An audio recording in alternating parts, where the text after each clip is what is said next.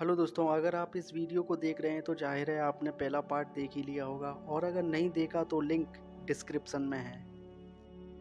तो इस वीडियो में हम जानेंगे तीसरे खतरनाक जानलेवा डेंगू बुखार को कैसे पहचानें, घरेलू उपचार कैसे करें, रोकथाम कैसे करें, प्लेटलेट की संख्या कैसे बढ़ाएं और डेंगू वायरस कितनी तरह के होते हैं। तो चलिए वीडियो स्टार्ट करते हैं।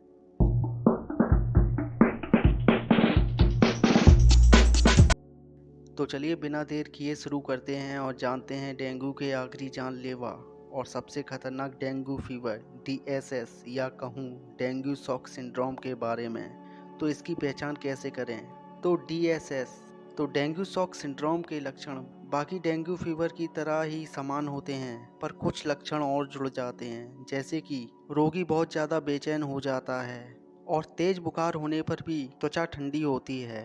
रोगी धीरे धीरे होश खोने लगता है और रोगी की नाड़ी देखी जाए तो वह तेज और कमजोर होती है।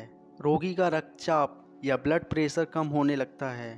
तो अगर पिछले लक्षणों के साथ साथ ये लक्षण भी दिखें तो डेंगू शॉक सिंड्रोम के लक्षण हैं और तुरंत डॉक्टर से संपर्क करें, क्योंकि ये डेंगू फीवर सबसे ज़्यादा खतरनाक है और सबसे ज़्यादा जान इसी डेंगू फीवर की वजह से जाती हैं। तो आइए अब बात करते हैं उपचार की। डेंगू फीवर की आशंका होने पर आप घर पर ही कुछ उपचार कर सकते हैं। तो सबसे पहले बात करेंगे क्लासिक डेंगू फीवर यानी साधारण डेंगू फीवर के उपचार की।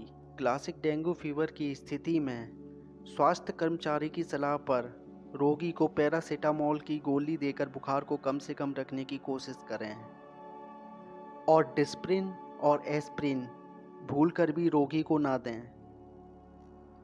और अगर बुखार 102 से अधिक है तो बुखार को कम रखने के लिए हाइड्रोथेरेपी जल चिकित्सा करें, यानी कि सर पर ठंडे पानी की पट्टी रखें और हथेली और पैरों के तलवे को गीले कपड़े से बार बार पोंछें और सामान्य रूप से भोजन देना जारी रखें। भोजन में दाल, दलिया, मूंग दाल की खिचड़ी का ज़्यादा उपयोग करें।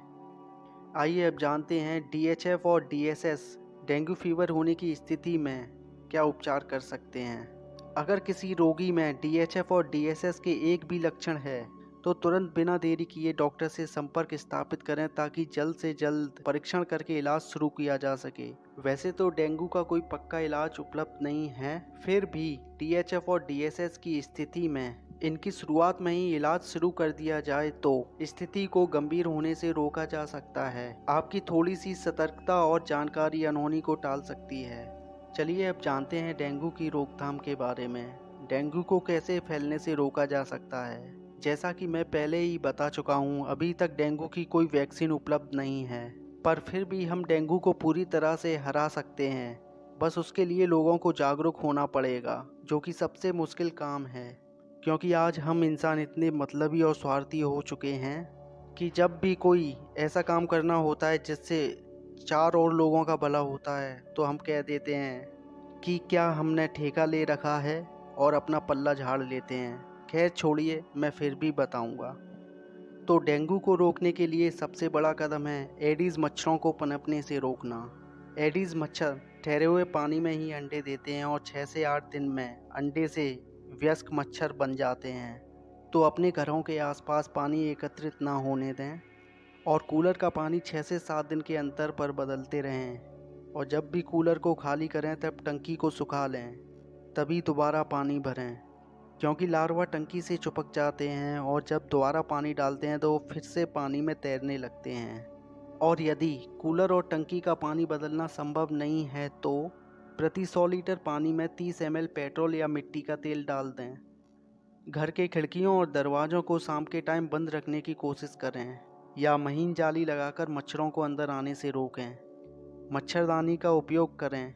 ऐसे कपड़े पहनें जिससे शरीर ज़्यादा से ज़्यादा ढका रहे और खासकर बच्चों का ध्यान रखें।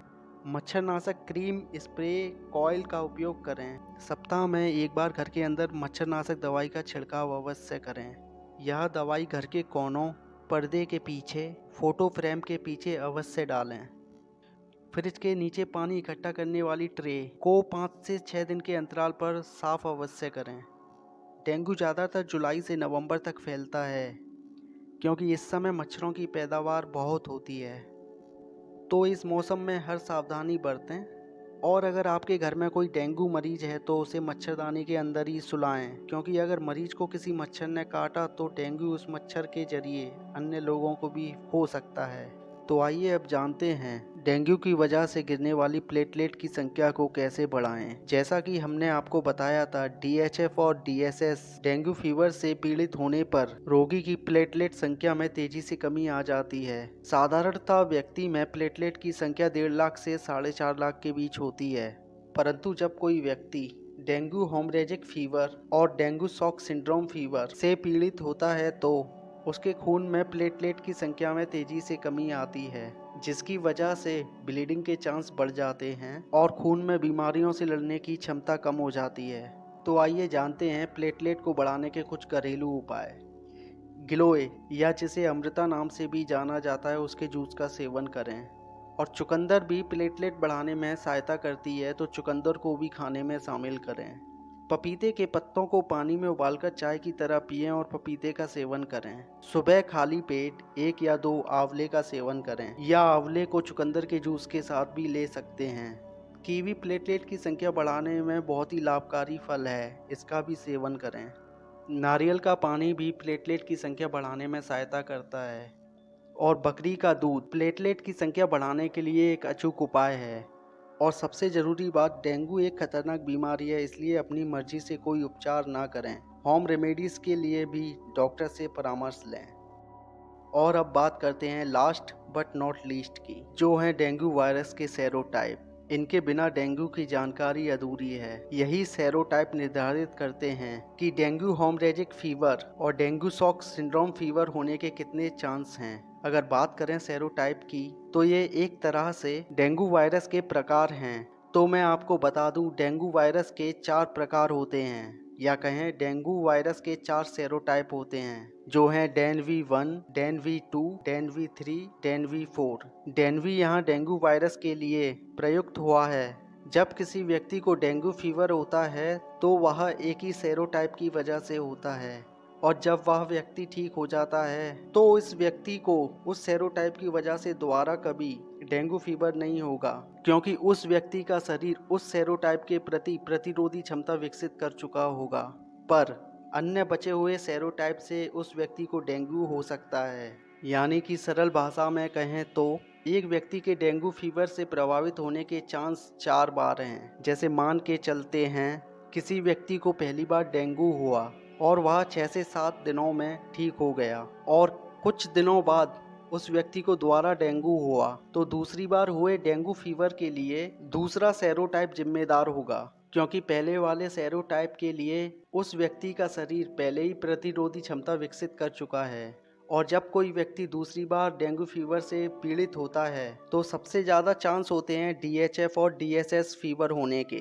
अगर साफ शब्दों में कहें तो डेनवी 2 अथवा डेंगू वायरस 2 सबसे ज़्यादा जिम्मेदार होता है डेंगू हेमोरेजिक फीवर और डेंगू शॉक सिंड्रोम फीवर के लिए। इसलिए अगर आपकी जानकारी में किसी को डेंगू दूसरी बार हुआ है तो उसे अधिक गंभीरता से लें और तुरंत डॉक्टर से परामर्श लें, ताकि टेस्ट के बाद पॉजिटिव होने पर जल्द से जल्द इलाज शुरू किया जा सके।